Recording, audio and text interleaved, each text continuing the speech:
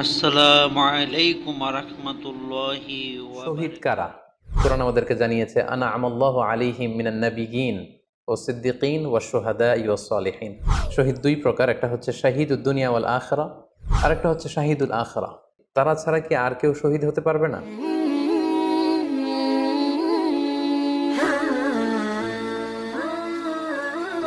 আসসালামু আলাইকুম ওয়া রাহমাতুল্লাহি ওয়া বারাকাতুহু। নাহমাদুহু ওয়া নুসাল্লি আলা রাসূলিহিল কারীম। আম্মা বা'দু ফাআউযু বিল্লাহি মিনাশ শাইতানির রাজীম। বিসমিল্লাহির রহমানির রহিম। রাসেল নামে এক ভাই প্রশ্ন করেছেন, শহীদ কারা? ইদানিং অনেকের মৃত্যুর পর তাদেরকে শহীদ বলে আখ্যা দেয়া হয়। ব্যাপারটি কতটুকু সঠিক বলবেন কি? প্রিয় ভাই, রাসেলের উত্তরে আমরা বলতে চাই যে এ পৃথিবীতে আল্লাহর দ্বীনকে বাস্তবায়ন করতে যেয়ে অথবা বিজয়ী করতে যেয়ে কাফেরদের বিরুদ্ধে সশস্ত্র সংগ্রামে যে মুমিন ব্যক্তি নিহত হয় তাকে শহীদ বলে। আমি আবারও বলছি, আল্লাহর জমিনে আল্লাহর দ্বীনকে বিজয়ী করতে যেয়ে কাফেরদের বিরুদ্ধে সশস্ত্র সংগ্রামে যে মুমিন ব্যক্তি নিহত হয় তাকে শাহিদ বলা হয়। সহিহ বুখারীর বর্ণনায় এসছে যে সাহাবারা আল্লাহ রাসূল সাল্লাল্লাহু আলাইহি সাল্লামকে জিজ্ঞেস করেছিলেন যে, হে আল্লাহ রাসূল, কারা আল্লাহর রাস্তায় জেহাদ করছে এটা আমরা কিভাবে বুঝবো? তার উত্তরে আল্লাহর হাবিব সাল্লাল্লাহু আলাইহি ওয়াসাল্লাম বলেছিলেন, মান কাতালা লিতাকুনা কালিমাতুল্লাহি হিয়াল উলিয়া ফাহুয়া ফি সাবিলিল্লাহ। যে ব্যক্তি আল্লাহর দ্বীনকে, আল্লাহর বিধানকে কিংবা আল্লাহর আইনকে বাস্তবায়নের জন্য, আল্লাহর দ্বীনকে বিজয়ের জন্য যে সংগ্রাম করে যাচ্ছে সেই আল্লাহর রাস্তায় আছে। আর সে আল্লাহর রাস্তায় থাকা অবস্থায় যদি কেউ মৃত্যুবরণ করে বা নিহত হয় তাকেই ইসলাম শহীদ বলে ঘোষণা করেছে। তবে সেক্ষেত্রে একটি শর্ত রয়েছে, সেটি হচ্ছে দুন আগারাদিন মিন আগারাদিদ দুনিয়া। দুনিয়ার কোনো কারণে, দুনিয়ার কোনো লোভে পড়ে, দুনিয়ার কোনো স্বার্থের জন্য যদি কেউ আল্লাহ রাস্তায় জেহাদ করে মৃত্যুবরণও করে, সেই শহীদের কোনো মর্যাদা বাদাম আল্লাহ তাআলার কাছে নেই। কারণ আমরা হাদিস থেকে জেনেছি অনেক শহীদ কিয়ামতের ময়দানে আল্লাহ তাআলা তাদেরকে জাহান্নামে ফেলে দিবেন। আল্লাহ বলবেন যে, তুমি তো দুনিয়াতে জেহাদ করেছিলে যে মানুষ তোমাকে বীর বলবে, মানুষ তোমাকে সাহসী বলে ঘোষণা দিবে, বাহাবা পাওয়ার জন্য তুমি জেহাদে অংশগ্রহণ করেছিলে এবং সেখানে নিহত হয়েছ। তো তুমি নিহত হওয়ার পরে মানুষ তো তোমাকে বীর বলেছে, বাহাবা দিয়েছে, সাবাস বলেছে, যে কারণে তুমি এই জেহাদে অংশগ্রহণ করেছো সেটা দুনিয়াতেই তুমি পেয়েছো। তো আমার কাছে তুমি কি চাও? আমার কাছে তোমার জন্য কিছু নেই। Go to the hell fire, জাহান নামে যাও। তাকে আল্লাহ তাআলা উপর করে জাহান নামে নিক্ষেপ করবেন। তো এজন্য শর্ত হচ্ছে যে দুনিয়ার কোনো স্বার্থে নয়, শুধুমাত্র কেবলমাত্র আল্লাহর দ্বীনকে আল্লাহর জমিনে বিজয়ী করার জন্য যদি কেউ সশস্ত্র সংগ্রামে নিহত হয় তাদেরকে শহীদ বলা হয়। এখন প্রশ্ন হচ্ছে, যারা কাফেরদের বিরুদ্ধে জেহাদ করতে যেয়ে যুদ্ধে নিহত হলো তারা শহীদ, তারা ছাড়া কি আর কেউ শহীদ হতে পারবে না? এই প্রসঙ্গে আমরা বলবো যে বেসিকলি ইসলামী শরিয়াতে শহীদ দুই ধরনের। ইবনু হাজার আল আসকালানি উনিও শাহাদাতের প্রকারভেদ করতে যেয়ে বলেছেন যে শহীদ দুই প্রকার, একটা হচ্ছে শাহিদুদ দুনিয়া ওয়াল আখিরা, যেটা আমরা বলেছি যারা আল্লাহর রাস্তায় নিহত হয়েছে তারা। আরেকটা হচ্ছে শাহিদুল আখিরা, যারা দুনিয়াতে আল্লাহর রাস্তায় নিহত হয়নি কিন্তু পরকালে তারা শাহাদাতের মর্যাদা লাভে ধন্য হবে। প্রথম প্রকার হচ্ছে শাহিদুদ দুনিয়া ওয়াল আখিরা, যেটাকে আমরা বলি শাহাদাতে হাকিকি, মানে প্রকৃত শহীদ। এরাই হচ্ছে মূলত শহীদ। এদেরকে আল্লাহ তাআলা মৃত বলতে নিষেধ করেছেন। আল্লাহ তাআলা বলেছেন, ওয়ালা তাকুলু লিমান ইউকতালু ফি সাবিলিল্লাহি আমওয়াত বাল আহইয়া ওয়ালাকিন লা তাশউরুন। যারা আল্লাহর রাস্তায় জীবন দিয়ে নিহত হয়েছে তাদেরকে তোমরা মৃত বলো না, বরং তারা জীবিত। অন্য এক আয়াতে এসেছে, বাল আহিয়াউন ইনদা রাব্বিহিম ইউরযাকুন, তারা জীবিত এবং আল্লাহর কাছে তারা রিজিক প্রাপ্ত, আল্লাহ তাআলার পক্ষ থেকে তারা রিজিক প্রাপ্ত। তাদের মর্যাদা আল্লাহ তাআলার কাছে এত বেশি যে তাদেরকে নিহত হওয়ার পরে কোনো জানাজার আগে গোসল দিতে হয় না। তাদের রক্তাক্ত দেহটাকেই সরাসরি জানাজার পরে দাফন করে দিতে হয়, কেননা সেই ঝরঝরে রক্ত নিয়ে তারা সেদিন কিয়ামতের দিবসে আল্লাহ তাআলার দরবারে তারা হাজির হয়ে যাবে। এবং আমরা যদি কোরআনের দিকে তাকাই, কোরআন আমাদেরকে জানিয়েছে, আনা আমাল্লাহু আলাইহিম মিনান নাবিয়িন ও সিদ্দিকিন ওয়া শুহাদা ওয়াস সালিহিন, মানে সবচেয়ে শ্রেষ্ঠ তাবাকা বা দারাজা হচ্ছে নবীদের দারাজা, নবীদের পরে হচ্ছে সিদ্দিকিনদের দারাজা, এবং সিদ্দিকিনদের পরেই যাদের মর্যাদা আল্লাহ তাআলার কাছে সবচাইতে বেশি তারা হচ্ছে শুহাদা। এজন্য প্রতিটি মুমিনের জীবনের আকাঙ্ক্ষা বা তামান্না থাকা উচিত তারা যেন শাহাদাতের মৃত্যু আল্লাহ তাআলার কাছে কামনা করে। এবং আমরা যদি সাহাবাদের জীবনের দিকে তাকাই তাহলে দেখবো ওনারা সবসময় আল্লাহ তাআলার কাছে শাহাদাতের মৃত্যু কামনা করতেন।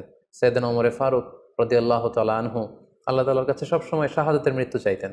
সহিহ বুখারীর বর্ণনায় এসছে ওমরে ফারুক রাদিয়াল্লাহু তাআলা আনহু দোয়া করতেন আর বলতেন, আল্লাহুম্মা রযুকনি শাহাদাতান ফি সাবিলিক ওয়াজআল মাউতি ফি বালাদি রাসূলিক, মানে হে আল্লাহ আপনি আমাকে শাহাদাতের মৃত্যু নসিব করুন এবং আপনার প্রিয় হাবিবের এই শহর মদিনা শহরে আমার মৃত্যু আপনি নসিব করুন। এবং আমরা যদি ওমরে ফারুকের জীবনের দিকে তাকাই তাহলে আমরা দেখব যে উনি শহীদি মৃত্যু লাভ করেছিলেন। একজন অ্যাসাসিনেটরের মাধ্যমে আত্মাইর আঘাতে তিনি শহীদ হয়েছিলেন এবং আল্লাহ রাসূল সাল্লাল্লাহু আলাইহি ওয়াসাল্লামের পাশে আবু বকর রাদিয়াল্লাহু তাআলা আনহুর কবর, তার পাশেই কিন্তু ওমরে ফারুকের কবর। তার মানে মদিনাতেই তিনি আল্লাহ রাসূল সাল্লাল্লাহু আলাইহি ওয়াসাল্লামের পাশে মৃত্যুবরণের পরে শোয়ার সৌভাগ্য তিনি অর্জন করেছেন। তাহলে এই আলোচনা থেকে আমরা বুঝলাম যে প্রকৃত শহীদ হচ্ছে যারা আল্লাহর রাস্তায় নিহত হয় এবং এর মর্যাদা আল্লাহ তাআলার কাছে অনেক বেশি। কিন্তু এই শাহাদাতে হাকিকি বা প্রকৃত শহীদ ছাড়াও আরো অনেক মৃত ব্যক্তিকে আল্লাহ রাসূল সাল্লাল্লাহু আলাইহি ওয়াসাল্লাম শহীদি মৃত্যুর সুসংবাদ দিয়েছেন। তারা জেহাদে অংশগ্রহণ করেনি, তারা কাফিরদের আঘাতে নিহত হয়নি, তারা প্রকৃত শহীদ নয়, কিন্তু কিয়ামতের দিন তারা শাহাদাতের মর্যাদা লাভ করবে। তারা কারা? এ ব্যাপারে আমরা সহিহ মুসলিমের একটি হাদিস এখানে উল্লেখ করতে চাই, যেখানে আল্লাহ রাসূল সাল্লাল্লাহু আলাইহি ওয়াসাল্লাম সাহাবাদেরকে জিজ্ঞেস করেছেন, মা তা'উদ্দুনা শাহিদা ফীকুম, ওহে সাহাবারা তোমরা কাদেরকে শহীদ বলে মনে করো? সাহাবারা বললেন যারা আল্লাহর রাস্তায় নিহত হয় তারা শহীদ। তখন আল্লাহ রাসূল সাল্লাল্লাহু আলাইহি ওয়াসাল্লাম বললেন, ইন্না শুহাদা উম্মতি ইদান লাকালিল, এরকম হলে তো আমার উম্মতের মধ্যে শহীদদের সংখ্যা একেবারে কম। যারা জেহাদের সুযোগ পাবে না, জেহাদের ময়দানে কাফিরদের বিরুদ্ধে সশস্ত্র সংগ্রাম করে যারা নিহত হওয়ার সুযোগ পাবে না, তাহলে তো তারা শহীদ হতে পারবে না। সাহাবারা এই কথা শুনে বললেন, ইয়া রাসূলুল্লাহ তাহলে কারা শহীদ আপনি বলেন। তখন আল্লাহ রাসূল সাল্লাল্লাহু আলাইহি ওয়াসাল্লাম বললেন যে যারা আল্লাহর রাস্তায় নিহত হয় তারা তো শহীদ বটেই, পাশাপাশি ওমান মাতা ফি তাউনি ফাহুয়া শাহীদ, মহামারীতে যারা মারা যায় তারাও কিন্তু শহীদ। প্লেগ রোগে বা মহামারীতে, এই যে করোনা ভাইরাসের সময় যারা ঈমানের সাথে ইন্তেকাল করেছে তাদেরকেও আল্লাহ তাআলা শাহাদাতের মর্যাদা দান করবেন। ওমান মাতা ফিল বাতনি ফাহুয়া শাহীদ, পেটের পীড়ায়, পেটের কোনো রোগে যদি কেউ আক্রান্ত হয়ে মারা যায় সে কিয়ামতের দিন শাহাদাতের মর্যাদা লাভ করবে।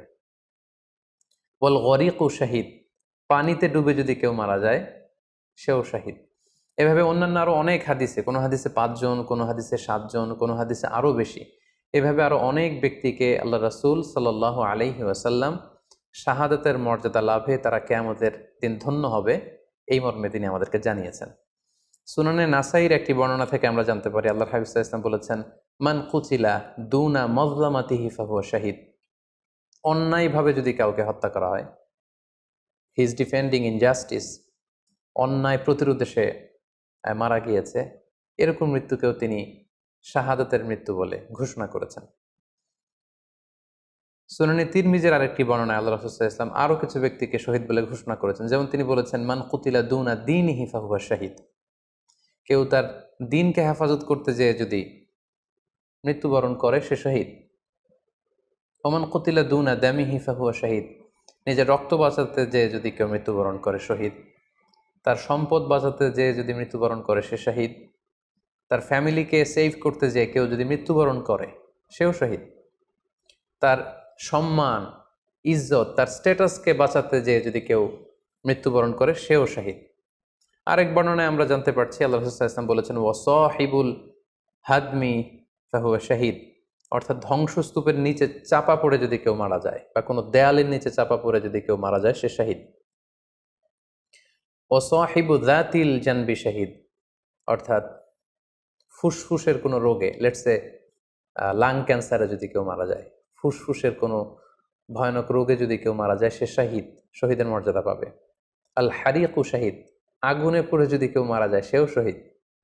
ওয়াল মারআতু তামুতু বিজুমইন শাহীদ, বাচ্চা পেটে ধারণ করেছে, অর্থাৎ গর্ভবতী মা যদি এই প্রেগনেন্সির কারণে কিংবা বেবি ডেলিভারি করতে যেয়ে যদি মারা যায়, সেও কিন্তু শহীদদের কাতারে দাঁড়াবে। এভাবে আমরা বিভিন্ন হাদিসের আলোকে এবং আল্লাহ রাসূল সাল্লাল্লাহু আলাইহি ওয়াসাল্লামের সুসংবাদ বাণীর আলোকে আমরা বুঝতে পারি যে আল্লাহর রাস্তায় যারা জেহাদ করে আল্লাহর দিনকে বিজয়ী করতে যে মৃত্যুবরণ করেছে তারা হচ্ছে প্রকৃত শহীদ। তাদের মর্যাদা আল্লাহ তাআলার দরবারে অনেক অনেক বেশি।